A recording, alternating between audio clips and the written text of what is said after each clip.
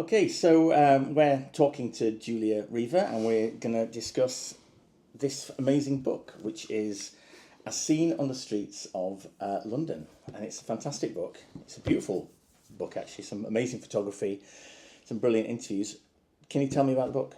So the book is the second in a series. The first one was published last year, and it's on Paris, and this is on London. And the focus on the book, it's a series of interviews with local street artists who shares with me their story, first of all, but also their relationship with London and the places they love, in which way the city inspires their art. And then there is a lot of research I did, both on history of graffiti and street art in London, and also on the different areas, neighborhood, spots and murals. So like the story behind each mural, or not just mural, any kind of artwork in the street. So it's a lot of different things. There are some smaller contribution from other artists alongside the main interviews I did, and yeah. You've got about 200 artists in there, haven't you? Yeah, there are 11 main interviews and then a lot of smaller contribution, because in the moment when I reach out to ask permission to use the image, I was also asking if they want to share something either on the artwork itself or in general about London or I don't know, their art practice or something. So there are several artists that just share one small quote, so it's not a full interview. And in this way, we could reach the book with a lot of more contribution. This is the main difference with the this is the main difference with the Paris book, that we also feature a lot of smaller contributions. Because it is part of a series, and that's so the Paris book was first, and then the London is sort of second. And now we just start working on the Lisbon book. So yeah, it's a series. So far on Europe, the dream is also to go beyond Europe, but yeah, it's farther away, so it's more complicated. Oh yeah, it sounds complicated. But we will make it. I think you will, definitely. I mean, you've managed to churn out 2 major books, within I've done less than a year, I think. Okay, tell me about London. So you've got this amazing book. There's 200 artists, loads of murals. How do you go about finding all this work, and how do you go about, just putting something like this together in the first place? So the London book, it took almost 1.5 years from the very beginning to the end. At first, I did some research to decide which were the main artists I want to get in touch with. And then I came to London. I spent all last summer here. So I could meet them in person, do the studio visit, and also explore the neighborhoods, the areas, and get a feel of what was happening in the city. Because another characteristic of the book, let's say, is that there is a chapter about history of graffiti and street art, but what we want to feature is just like a photography of a specific moment, hence the title. So I want to be here and just, freeze a moment in time, which was last summer, because of course, street art is ephemeral, like murals come and go, and especially illegal unsanctioned intervention can be there and then can be gone the day after. So we didn't want to document or to talk about history or, of course, the history of street art in London is, decade long. So we didn't want to do a research on that. We just want to focus on what's the situation right now. And of course, what is right now is a evolution, a consequence of what was before, but it's also a way to look on what's next. So that's That's the research part. Then I met some artists, and through the interview I do with the artists, there is a big part of the interview that are not questions about themselves, like their art, but they are questions about London, like their relationship with London, what they like, their favorite areas. And so I was like taking notes on all these places, and of course I was going there myself to see what they were like, and find a way to include them in the book. Amazing. So, I mean, you've got so much that's going in there, and I didn't realise about. I think I should have realised about the whole moment in time thing, because of course you might get street art books and they're giving examples of street art that not necessarily where to find. Well, sometimes it's about where to find street art, but they're using images from yesteryear that might have long gone. But this one, everything was taken within I think a 3-week period. Is that right? No, I stayed the whole summer. The whole summer? Yeah, I stayed 2 months and a half. Oh, right, yes. Last So that's summer. a lot of research. And also, for example, the photos that are in the history part. Of course, in the history part, I write about a lot of things, but the photo I use are photo taken last summer. So there are no archive photo. For example, I don't know, the Dalston Carnival mural. Like, I use photos of things that are from the past, but are still here, still there in the street. Yeah. Okay. So, I mean, you've got your own history with London. Yeah. I know that you love this city a great deal. So tell me, but obviously your home is in Italy, right? Yes. So you only visit occasionally. But tell me about what your relationship is with the city. I love London because since when I was coming here as a teenager with my parents, everything was so much cool here than in Italy. Everything was. A lot of avant-garde, a lot of counterculture start here, and here I could see, I don't know, like as I was saying before, like the punks or the graffiti or I don't know, a lot music, fashion, everything was starting here, So I always seen it as a place very inspiring because, I've always seen that it was years and years ahead of what we had in Italy. This is also the first place I moved to when I moved away from my parents' house. And I came here for a summer job, so it was also like the first time you live alone, the first time, you work, you have to figure things out by yourself, like, the grocery, how to stay alive, how to clean the space around yourself. So it was, a lot of what I associate with my growing up, my becoming a grown-up person, and also my independence is related to London. And also a lot of what I associate with all my creative side, as in the blog, because my blog, for example, has always been in English, even though I'm from Italy and my English is not so good.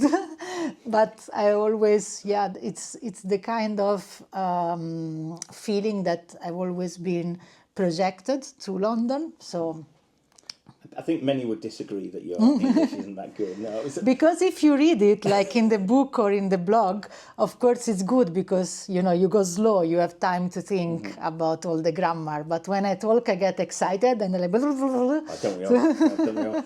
No, so I mean, it's really quite, a really quite emotional connection that you got with it.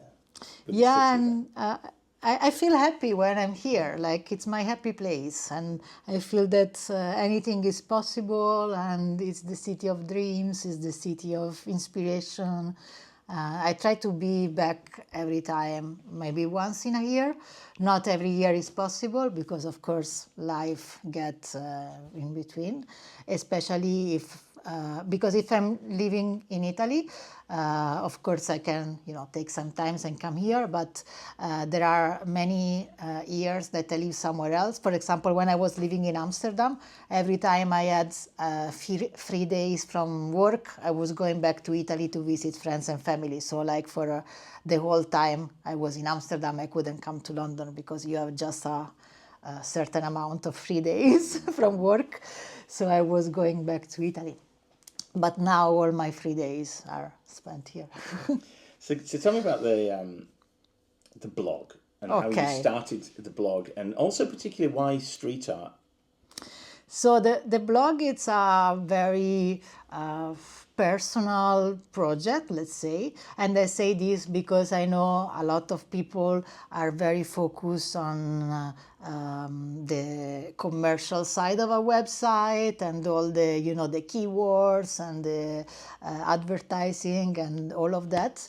And for me, the blog started out as a personal journal. It actually started out as a journal of traveling throughout the Balkans, because back then I was living in the Balkans. So it was more of a road trip kind of personal travel blog. And then eventually it became a street art blog. But street art and graffiti, documenting street art and graffiti was my passion since before. And I actually had a MySpace about that. So I kind of merged the whole thing. And the focus, not the focus, like the lens that I use on the blog, it's kind of intertwined with travel, in the sense that if you explore a city, you can either go, for the 10 must visit spots, or, the best places, blah, blah, blah. Or you can go a bit off the beaten path and connect to the most alternative side of cities through street art. But it's not just the alternative, it's also, for me at least, they are the most alive, kind of inspiring and creative areas of cities, the areas where something is still happening, while in city center things are a bit, I don't know, frozen in time. I'm from Rome, so for me this is very, like city center in Rome is very historical and beautiful, of course, but it's also something very dusty and very touristy, and nothing's ever changed there. Also very fake in a way, in a kind of Disney World kind of way. And in opposition to that, there are areas in Rome that are more alive, and those areas are also happen to be the areas with more street art and graffiti and murals, and not just, I talk about street art because that's what I like, but it's not just street art. It can also be a lot of independent shop and bookshop and creative market and designer spaces. It's not just street art, it's a whole ecosystem of artists creating spaces for themselves, most of the time DIY, and it can be also a squat, it can be a place with live music, whatever. Just my focus is on street art, but they often happen in same cluster of areas. And what I like when I travel or when I go for more or less long period of time in another city is to explore these areas, because that's the areas I like the most. And I find out that the best way to discover about these areas is through street art. Not only because street art is kind of it's what brings you there, so like the first time you go to an area, it's because you want to check out some walls there. But then very often street art also tells you something about that area, because maybe there is a mural, about some notable person, some community issue, some social issue, something that happened there. So you also find out something about the area. And it's kind of a snowball. My research are in a very serendipitous way. But for example, just to make an example on London, my favorite area in London is Walthamstow. And it's an area that I discovered just because of its murals, especially a very good grassroots project that is called Wood Street Walls. But also the summer I was in London for the research, it was also the summer of Banksy London Zoo extravaganza, and he did the pelicans there. So it's it was my reason to visit the area, not Banksy, like the whole street art project. It was my reason to visit the area, and then I fell in love with that area. That's where I'm staying now, and yeah, it's my favorite area in London. And I would have never have gone there if not for Wood Street Wall project, for example, because it's zone 4, it's at the very end of Victoria Line. So if you are just traveling to London, if you don't have a reason to go there, you will never go. So yeah, that's just an example. So I mean, I suppose the name gives it away, isn't it, of the blog? Going back to that. Okay. It's Be Local. It's Be Local, yes. It's quite interesting hearing you say about the differences between Rome, because London's the same. You know, the city centre, historic buildings, and you won't find any notable graffiti or anything really, because it'll be, the city centre will remove it quite quickly. But it's these little off the beaten tracks that if you want to experience Rome like a local, you go into the little suburbs, don't you? You go to where the street art is, and then you can discover the cafes and discover the bookshops. You think, I didn't even know this place existed. It's the same with London. Mm-hmm. If you come to London for, I don't know, a weekend, you're going to stay in one particular bit. You're not going to go to Penge, potentially. Or you're not going to go to Walthamstow, as you say. Yeah, Penge is another area that I went there just because the amazing project by the London Calling blog. Otherwise, I would have not ever discovered the area. And once you're there, you discover a lot of the brewery we went together. There is a lot of different, the Crystal Palace Park. There's a lot of different things you discover alongside street art. So it's not just, Had it not been for the fact that there is something to see there mural-wise, and also I think with some of these different types of architecture, different routes to explore. So, like you say, you're just saying about the Crystal Palace, for example. Which is has its notability. But would you have gone there if Penge didn't have street art, for example? Yeah, that's what I like. Yeah. But actually the name, of course, it's Be Local, but it started out because the original project when I was young was to go to move to some cities, maybe for work or study or different reason, and to spend there more or less long period. For example, when I came here many years ago, or when I spent 4 years in Amsterdam, or 1 year in Bristol, I was traveling and going to live in different cities, find a job there, find a local life, and then telling the stories of those cities on the blog, mostly through street art. But then when you live many years in a city, it becomes a lot of things.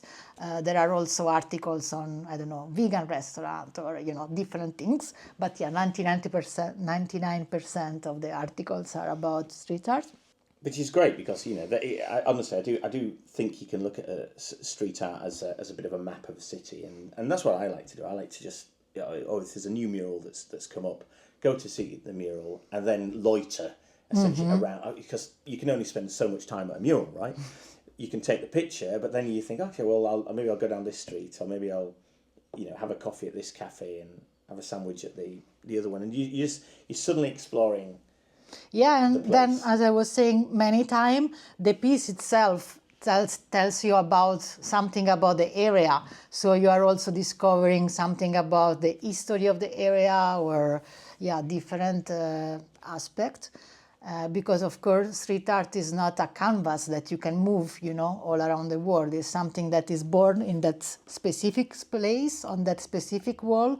So most of the time it has a connection with everything around.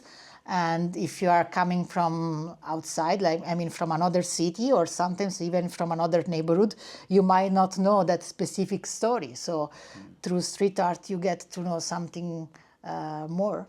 So what do you think it gives a place then? If you have a mural or you have a series of pieces in a locality, how does street art benefit that locality? Because, and I'm sure that anyone reading this book will soon get the difference, and will soon understand about how much it can contribute to society. Mm-hmm. But there's still a dichotomy, isn't there? Is it graffiti? Is it street art? what does it actually give? Well, the book is actually very critical on certain aspects, so it's not just about the wow factor. I write a lot also. Sorry, I did a little. I say it again. I write a lot also about, for example, gentrification, and there are some areas like Hackney Wick where both in my writing and in the interviews with the artists, we discuss how the area has changed. Of course, not only because of street art. There were the Olympics. There were a lot of different factors. It's not just street art, but sometimes, and this is not just about London, it happens in different cities.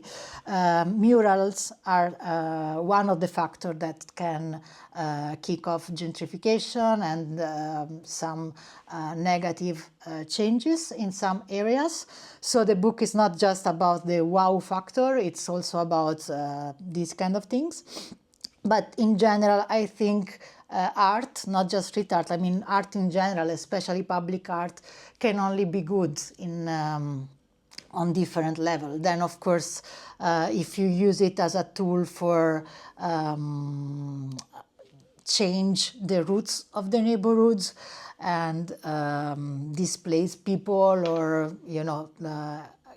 if you transform the neighborhood too much, it's always a bad thing. And it's not only through street art, because many times there are whole areas that are torn down, and then you build new building, and then you can also put a mural on top of them. But the problem is not the mural itself, Yes. It's the whole transformation of the area. Which is sort of what's happened in Hackney Wick. Yes. A little bit. A lot of the old warehouses have gone up, to some extent ripping part of the soul out of that area and these new high-rises. But there's elements have been retained of the old, and that's, I suppose, still got a bit of street art on, but it doesn't help the issue of gentrification and the fact that it's incredibly expensive to buy in those sort of places now. Yeah, it's Or Shoreditch, even before that. Oh, Shoreditch is the same. Exactly right. Shoreditch was one of the cheapest places in London back in the day, and now it's one of the most, expensive. But it's more, I think, some of the interesting elements of this book is that when we talk about street art, generally we default, don't we, to this idea of the mural on the wall. Mm-hmm. But actually what the book reveals is that it is much more than that. Yeah. And it's these little tiny interventions. So tell me about... Yeah, so in choosing the artist, I always want to do a mix that is, first of all, a generational mix. So in this book, there are some street artists that came from old school graffiti, and then there are some other that are really, really young. So I try to do a generational mix, and most of all, a mix of medium. So for example, there is someone that is doing posters, there is someone that is doing mural, there is someone that is doing figurative street art, but in an illegal way. There is someone that has his own ethic of street art and is doing a specific thing just because of the poetic behind that.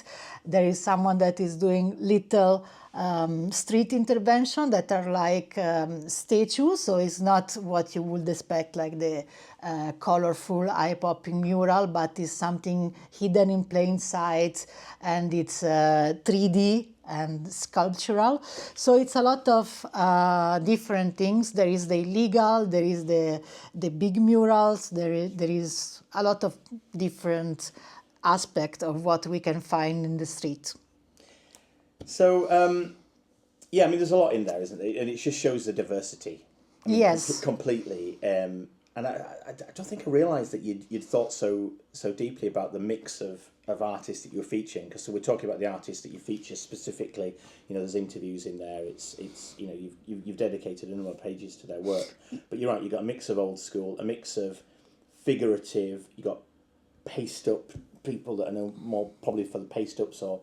It's also a mix on their personal journey. Like there are some of them are born and bred in London. Some of them came from different area of UK. Some of them came like from Italy or even from Buenos Aires. And those, for example, are people that have choose to be in London. Like they could be somewhere else, but they choose to migrate here and to build a life from scratch here. So it's completely different perspective to hear their vision of London and their relationship with London compared to someone that is born here. So it's like, this is my home. Like, and none of and of course, for each one of them, it's a decision, because there is also someone from Australia that moved the whole way from Australia and choose to be here. So it's also a different perspective.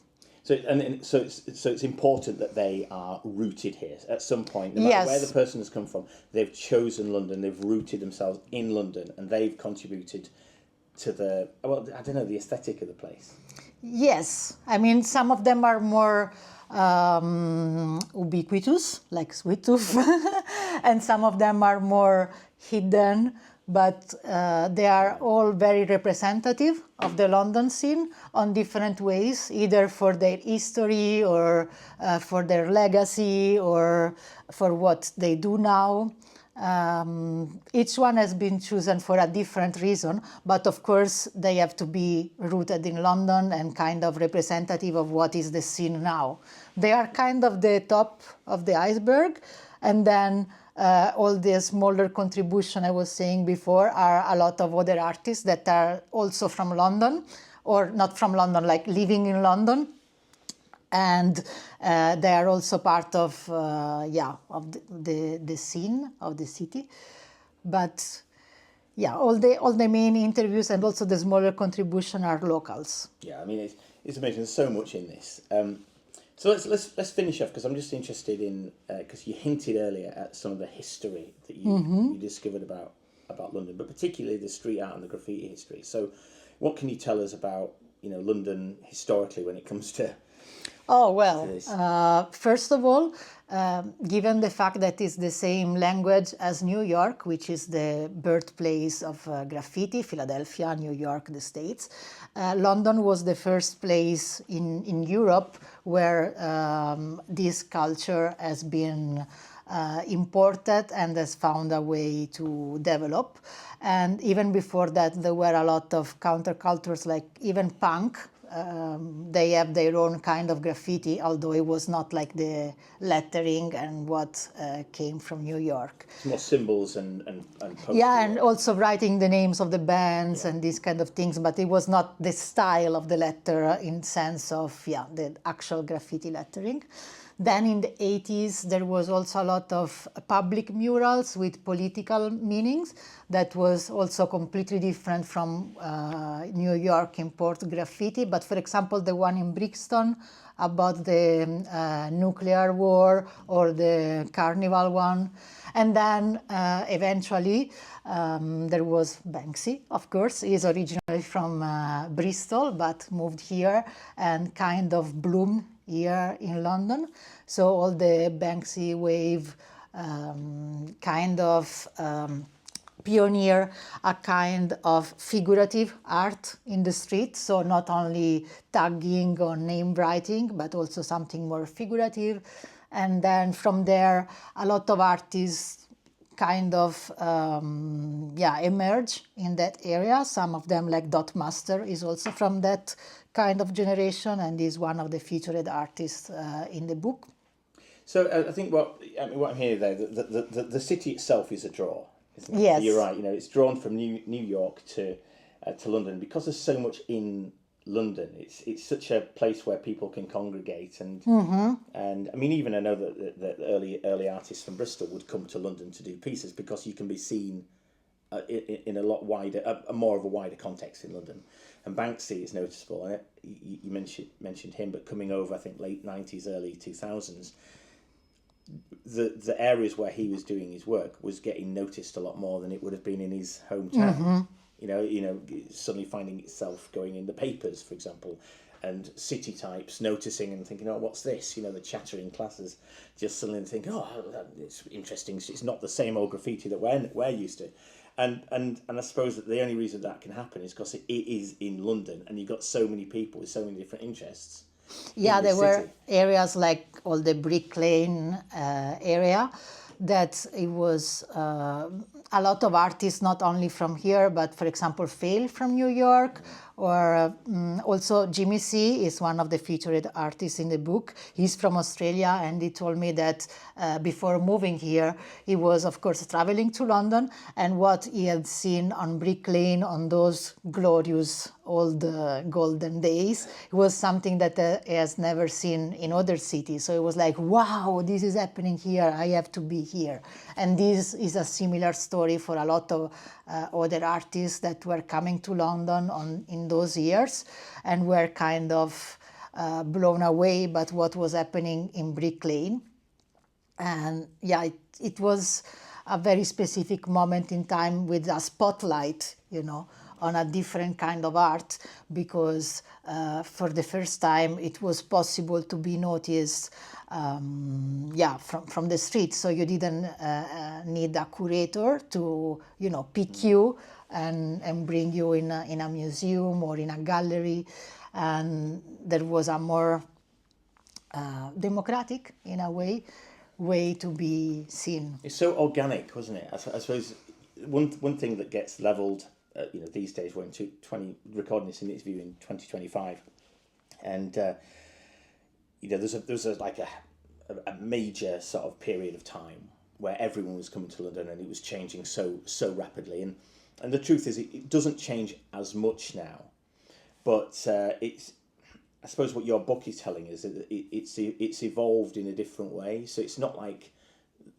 Brick Lane is still energetic. It's still got amazing art. It's just not happening as fast. Yeah, it's still there. It's still there, but and other places, some of the old places that Banksy would have painted on, for example, have been knocked down, and different buildings have come into place. But it's expanded. The street art has evolved in the city, and there's still loads of different types of street art.